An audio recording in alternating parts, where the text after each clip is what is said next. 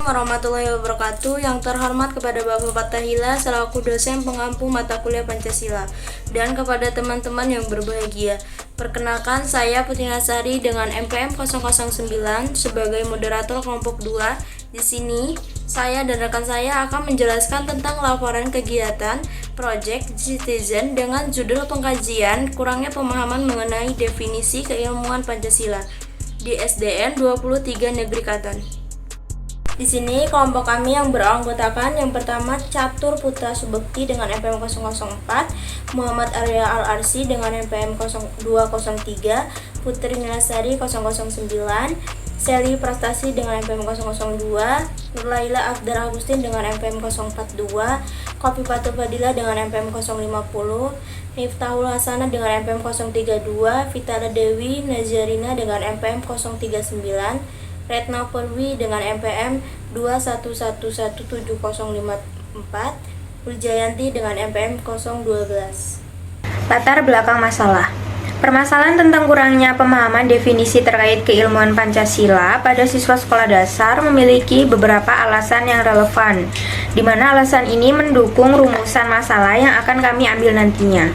Di antaranya yaitu Pancasila adalah dasar negara dan ideologi negara Indonesia.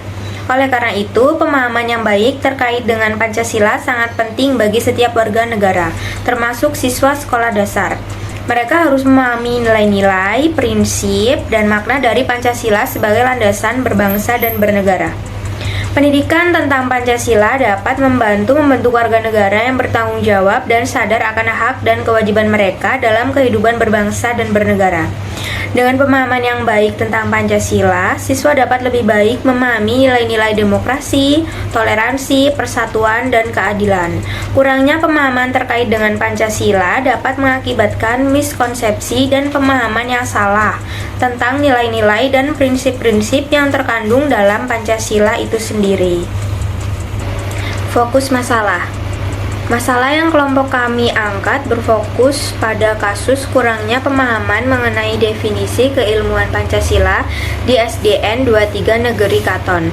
Permasalahan ini bisa disebabkan oleh kurangnya materi pelajaran yang memadai atau pendekatan pelajaran yang tidak memadai dari pihak sekolah. Rumusan masalah. Yang pertama, apa yang dimaksud dengan Pancasila dan bagaimana definisi resmi Pancasila di Indonesia? Yang kedua, bagaimana tingkat pemahaman siswa sekolah dasar tentang konsep dan nilai-nilai yang terkandung dalam Pancasila? Yang ketiga, apa faktor-faktor yang menyebabkan kurangnya pemahaman siswa sekolah dasar terhadap Pancasila? Yang keempat, apa langkah-langkah konkret yang dapat diambil untuk meningkatkan pemahaman dan pengalaman Pancasila di kalangan siswa sekolah dasar? Sumber informasi. Sumber informasi yang kami dapatkan yang pertama yaitu media online. Media online yang kami dapatkan sebagai acuan mengambil topik permasalahan yaitu terkait dengan masalah kurangnya pemahaman mengenai definisi keilmuan Pancasila di SDN 23 Negeri Katon, mengambil dari link website yang tertera di PPT kami. Yang kedua yaitu hasil observasi. Dengan mengambil penelitian terkait kasus, kami memperoleh hasil observasi informasi melalui proses pengamatan pengumpulan data yang relevan dengan topik atau masalah yang diusulkan dengan teknik wawancara. Dalam hasil pengamatan yang kami lakukan, bahwasanya ada 2 siswa kelas 5 SDN 23 Negeri Katon belum hafal dan kurang paham mengenai definisi dari Pancasila. Penyebab hal tersebut terjadi tentunya memiliki beberapa faktor, yaitu faktor internal dan faktor eksternal. Pada faktor internal merujuk dari dalam individu atau siswa, karena kemampuan daya tangkap pemahaman siswa yang berbeda-beda. Sedangkan faktor eksternal merujuk dari luar kontrol siswa yang dapat mempengaruhi proses pemahaman materi yang disampaikan oleh guru pada saat pembelajaran. Hasil observasi ini menunjukkan bahwa Pancasila masih kurang dipahami dan dimengerti oleh beberapa siswa.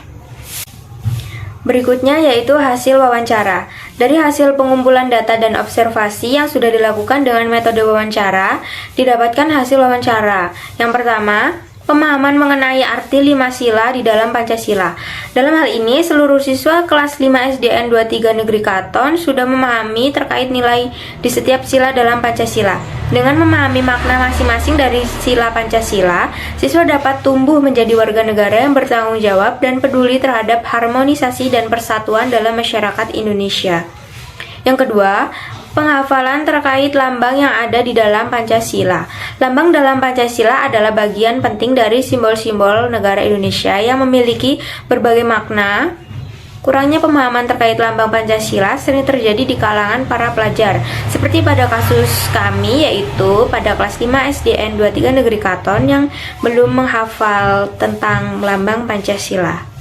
Yang ketiga yaitu pendapat guru tentang penyebab siswa yang tidak hafal sila-sila dalam Pancasila. Pendapat guru mengenai masalah kurangnya pemahaman siswa terkait sila-sila di dalam Pancasila bisa bervariasi tergantung pada pengalaman pribadi dan pandangan dari siswanya. Dari hasil wawancara yang kami lakukan, pendapat dari guru ini mencakup 2 faktor. Faktor pertama yaitu faktor internal. Faktor ini merupakan hal yang berasal dari dalam diri siswa sendiri, karena kemampuan daya tangkap pemahaman materi pada siswa berbeda-beda. Faktor kedua yaitu faktor eksternal. Dari hasil wawancara yang kami lakukan, guru mengungkapkan bahwa faktor eksternal itu berasal dari lingkungan keluarga. Jika keluarga dari siswa tidak memberikan perhatian yang cukup terhadap proses pembelajaran, maka siswa juga tidak memiliki motivasi untuk mengembangkan pola pikirnya sehingga kesulitan fokus pada belajarnya. Yang keempat yaitu penerapan Pancasila dalam proses pembelajaran di dalam kelas. Dari hasil wawancara kami terhadap siswa kelas 5 SDN 23 Negeri Katon, kami mengambil 2 contoh kasus yang tidak hafal Pancasila. Namun walaupun demikian, dalam proses kegiatan sekolah berlangsung, ada beberapa hal yang melibatkan Pancasila di dalamnya.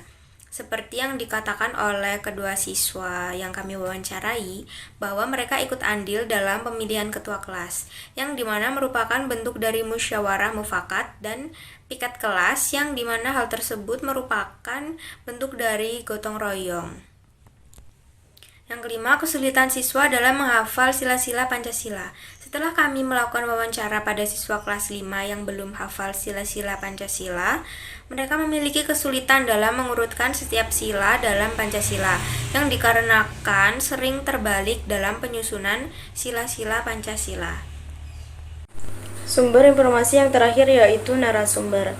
Dalam permasalahan tentang kurangnya pemahaman mengenai definisi keilmuan Pancasila, kami mengambil narasumber yaitu salah satu guru berinisial K dan 2 siswa berinisial V dan S pada SDN 23 Negeri Katon.